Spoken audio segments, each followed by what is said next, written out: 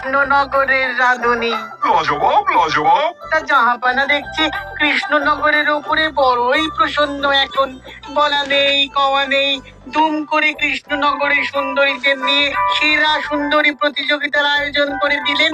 কৃষ্ণনগরের উপরে আমার আলাদাই টান। ওখানকার সব পুরুষগুলোকে তো এতদিন দেখলাম, এবার না হয় সুন্দরীদের একটু দেখি। কি বলো? আর কি নবাব বাহাদুরের মনের খুশিটা একটু বেশি বোঝা যাচ্ছে। বেগম যদি দেখেন না তাহলে। বেগমকে নিয়েই তো আয়েশ করে সুন্দরীদের দেখবো, তাও আবার পুরস্কার দিয়ে। যা বলেছেন। যাকে খবর পেয়েছো কিছু? ওদিককার আয়োজন কতদূর, কি এগোলো বলো? হ্যাঁ, ওদের আয়োজন প্রায় শেষের মুখে। তাহলে শুধু সেই দিনের অপেক্ষা, তাই তো? বাবা বাবা বাবা। হ্যাঁ।